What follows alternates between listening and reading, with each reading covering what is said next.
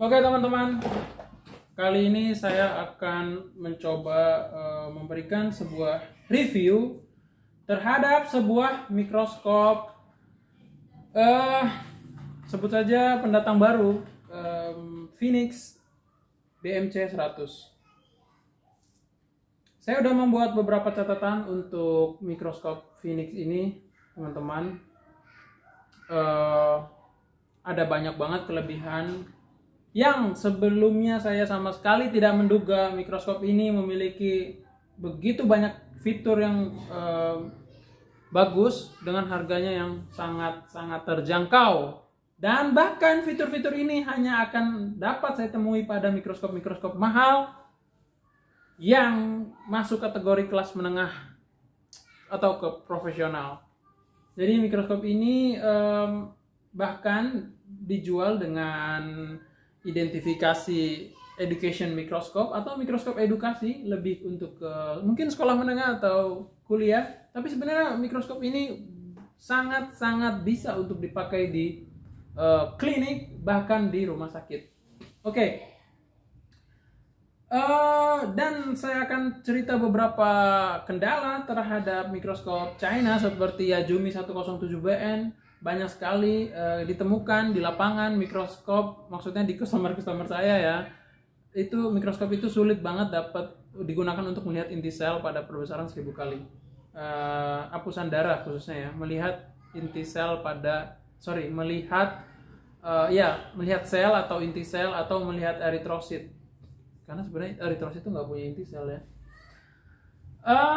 Langsung aja, saya harus mulai dari mana ya untuk mereview mikroskop ini?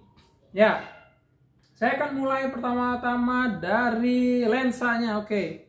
Mikroskop ini memiliki 4 buah lensa objektif, yaitu lensa sama standar, yaitu 4, 10, 40, dan 100. Kemudian lensa ini memiliki sesuatu hal yang berbeda daripada lensa standar lainnya. Ini saya bilang ini standar, ini dia di atasnya, karena dia udah pakai infinity. Aku nggak tahu ini akromat atau plane akromat, tapi di sini ada kode infinity. Dan makanya ini jelas banget teknologi lensanya dia udah pakai itu. Ini kalau di mikroskop Om Pipus aja yang nyebutnya ya, itu dia ada di X23 ya, dan ini udah pakai. Walaupun aku nggak tahu sih ini semi atau profesionalnya. And then lanjut ke lensa okular. Okular dia masih standar sih WF 10 kali 18 mm. Belum pakai yang 23, tapi ini udah cukup ngebantu banget. Dan yang keren banget di sini, dia udah side drop gini ya, bisa begini, terus dia bisa 360 guys. Nah keren banget tuh. Ini menurut aku suatu kelebihan banget ya. Ini jarang banget ada di mikroskop standar, biasanya hanya ada pada mikroskop mahal aja. Satu lagi ya, apa yang Anda lihat di sini itu akan Anda lihat di sini. Fokus di sini juga fokus di sana. Kalian nggak usah khawatir ini nggak akan fokus. Di sini ada untuk adjustmentnya. Ya. Yang lebih keren lagi, ini layar bisa capture gambar. Oke, mau tahu caranya gimana? Nah, ini harusnya kita menggunakan mouse wireless. Mouse wireless seperti ini. Terus ada ini, kita pasang di sini. Terus kita nanti akan dapat menggerakkan kursornya. Sayangnya saya lagi rusak mouse-nya, jadi saya nggak bisa praktekin. Tapi yang jelas ini bisa capture gambar, karena di sini teman-teman bisa lihat ada slot micro SD atau TF card, bisa untuk simpan gambar yang kalian capture dan kalian buat video. Up to 32 GB. Aku belum nyoba yang 64 GB, tapi harusnya bisa. Lanjut, apalagi yang bikin dia keren? Oke, ini. Ini ada indikatornya guys, indikator baterainya itu penuh ya, dan lampunya bisa lampu atas atau lampu bawah. Kita cek ya. Nah ini dia pakai lampu atas nih. Ini flexible light-nya keren, bisa dinyalain.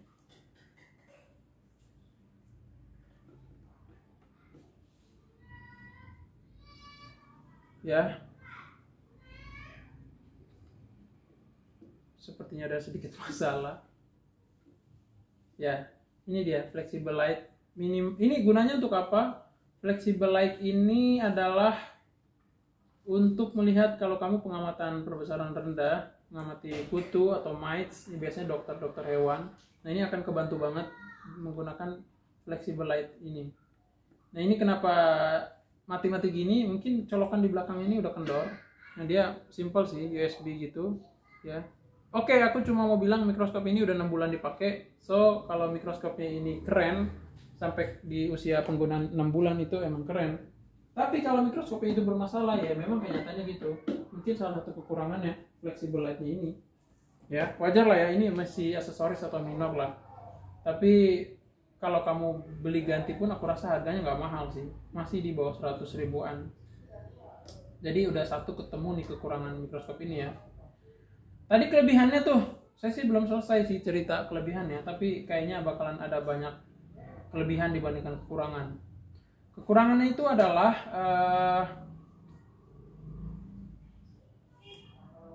kenapa gelap ya? Oh gelap karena ini aku switch. Jadi kamu cukup tekan di bagian sini. Aku geser ya mikroskopnya. Di sini ya. Kamu tekan sini agak lama, nanti pindah lampu bawah. Dan ini step untuk dimmernya keren banget. Agak lumayan banyak ya. Dan di sini ada tulisan ACT buat kalian yang suka lampu zaman dulu ya, kuning atau halogen, kalian nggak perlu khawatir, kalian bisa nostalgia. Caranya adalah kalian putar dengan menggunakan obeng min di bagian ACT ini, kalian bisa mengatur nilai K. Kan kalau lampu LED itu kan ada one white, ada putih salju atau cool white. Nah itu nilai K-nya beda-beda ya. Nah kita coba mainin, liatin warnanya berubah jadi kuning ya kan. Nah mirip lampu-lampu halogen zaman dulu. Nah lampu halogen itu tapi ini sebenarnya LED tapi warm white, mirip lah ya, saya katakan mirip tapi bukan halogen sesungguhnya. Apalagi kelebihannya? Oke, kelebihannya adalah ini mikroskop enteng banget, cukup diangkat pakai satu tangan gini. Oke.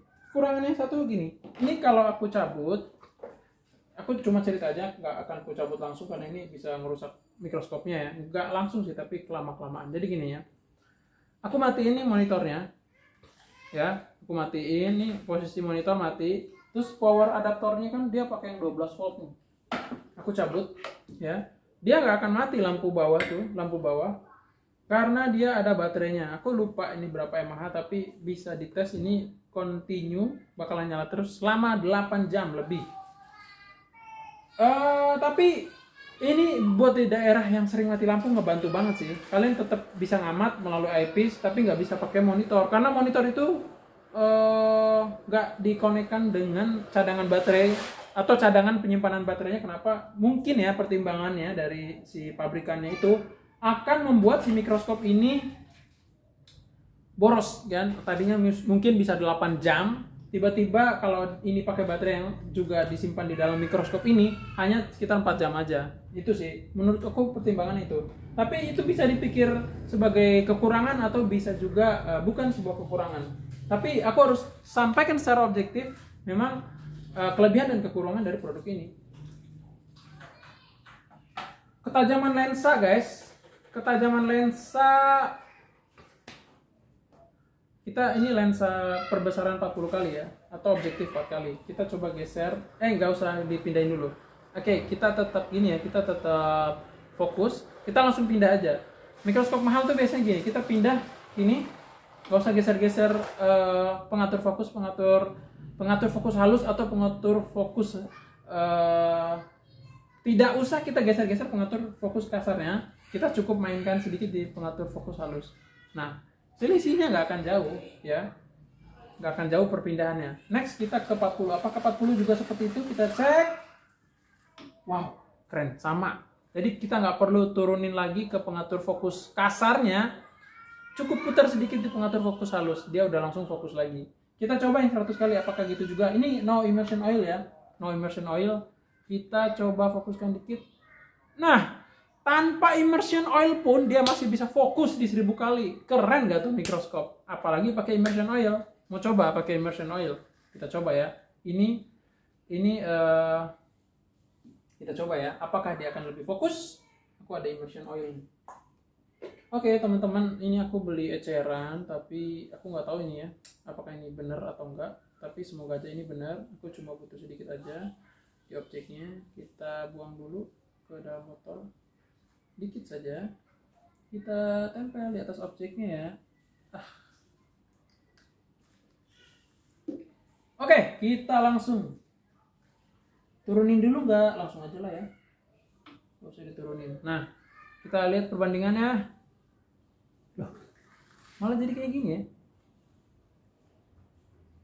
Oh, memang lebih jelas teman-teman. Itu bedanya ya teman-teman. No immersion oil and with immersion oil. So, apalagi yang bisa aku ceritain ke kalian? Yang jelas keren banget sih ini mikroskop ya. Nih kalau aku tunggingin sedikit, semoga bisa ya, nggak jadi masalah. Ini kan ada, aku tadi nggak mainin ini loh. Ini diafragmanya ini nggak biasa ini, nggak kayak mikroskop pada umumnya ya. Ada angka-angkanya 10, 40, 25, 40, 60, 100. Nah ini aku buka semua diafragmanya. Memang seharusnya dibuka semua sih pada perbesaran tinggi. Tadi aku lupa ya. Nah kayak gini, ini detail banget, keren banget ya, sangat-sangat detail. Ini objeknya apa sih? Silopita dicotyledon, Silopita. Aduh, si dikotil ya, pokoknya ini tanaman dikotil ya, nggak tahu dari penampang batang atau daun, kayaknya sih batang. Oh ya, kayaknya batang. Ini batang dikotil ya, dikotil. Ya sih, harusnya kelihatan ya pas tadi perbesaran rendah. Apalagi ya? Oke, kayaknya sih segitu dulu. Nanti kalau ada update terbaru. Harga, oke, harga murah banget. Aku nggak bisa buka di sini harganya, tapi minimal kalian tanya aja ke aku berapa harganya. Aku jual ini udah 6 bulan, mikroskop ini dipakai oleh customer aku. Hari ini dia kirim ke kantor aku untuk di cleaning, nggak ada yang rusak, di cleaning aja. Mungkin ini sedikit sih kalau dibilang rusak atau enggak ya. Nah, ini udah agak kedip-kedip gini. Mungkin kendor di belakang ya. Tapi menurutku bukan sebuah masalah yang besar sih. 6 bulan pemakaian. Ininya nih lihatnya. Oh, black gitu tuh. Ya, wajar lah ya. Tapi ini aku yakin di toko online Indonesia banyak yang jual. Garansi. Oh ya, garansi setahun, guys. Garansi setahun. Oh, ada lagi. Mikroskop ini hampir gampang banget untuk dibuka ya. Ini harus kita cabut dulu nih. Aku mau tunjukin ke kalian. Kita matiin dulu. Kita matiin dulu guys. Kita matiin dulu. Kita balikin ke sini. Kita matiin. Kita matiin ya. Kita matiin. Walaupun mikroskop ini sudah LED ya teman-teman. Kebanyakan mikroskop LED itu ya yang hasil modifikasi khususnya ya. Dia mempunyai kekurangan pada saat ganti lampu itu harus nyolder. Tapi untuk mikroskop ini kalian cukup butuh obeng min kecil. Habis itu kalian buka di bagian sini, kelihatan nggak ya? Kayak gini. Ya.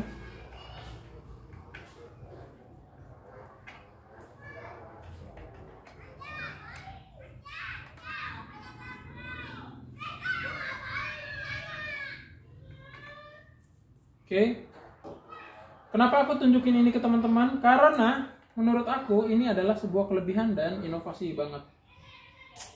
Cara ganti lampunya, jadi satu modul lampunya hanya gini aja. Kemungkinan kalau kalian order lampu, kalian akan dapat bagian ini. Terus kalian tinggal colok aja deh gini. Tinggal masukin sesuai dengan tempatnya ini ya, dorong.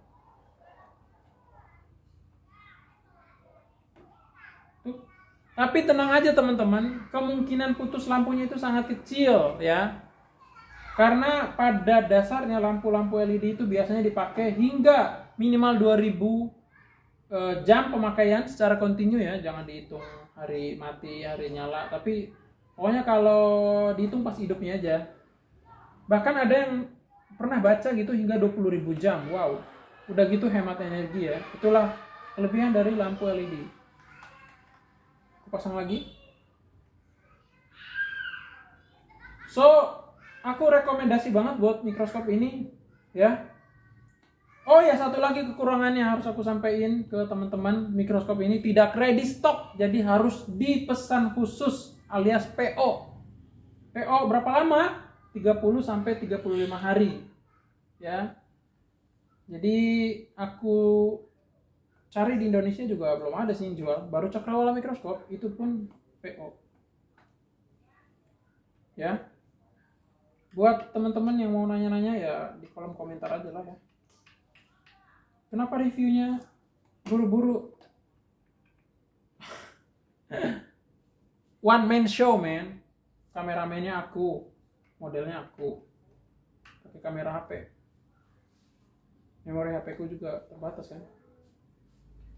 Ini udah jadi, itu dulu ya yang bisa aku kasih tahu ke kalian. Mikroskop ini belakangnya mau lihat kayak gini. Belakangnya kayak gini nih. Oh, kayak gitu, ya. Ini plastik, ini metal, ini colokan buat ke lampunya, ini colokan buat flexible light tadi, ini tombol on off-nya. Terus kalau kalian mau colok ke power adaptornya, dia pakai adaptor power 12 volt, kayak gini, ya, gampang kan? Nggak banyak colokan, cuma ada satu ini. Kalau ini wajar lah ya ke monitor, jadi nggak perlu banyak-banyak colokan, nggak pusing. Colokannya cukup satu aja, kayak gitu. Terus sedikit tips sebelum kita tutup video review ini. Overall aku kasih nilai mikroskop ini 9 dari 10.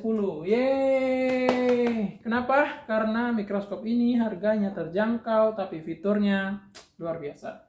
Oh ya, tips. Gunakan alkohol yang 90% atau 95. Jangan lupa tisu lensa khusus. Ini kertasnya yang dibasahin atau kapas, apa sih ini namanya? Tisu lensa. Oh ya, tisu khusus lensa. Nah, ini kan tadi aku pakai immersion oil nih. Aku putar keluar ya. Ini aku keluarin dulu deh. Ini di swab kayak gini biar minyaknya nempel ke tisu lensanya. 3 kali ya. Yang terakhir pakai bagian yang kering. Kenapa? Supaya immersion oilnya tidak kering di lensa. Terus sisanya ini bisa untuk bersihin objek kalian. Nah, ini aku seringnya pakai ini sih. Pakai preparat awetan. Soalnya tadi aku mau tusuk jari aku supaya bisa ngecek hapusan darah. Aku lupa blood lancing itu sama lancetnya simpan di mana.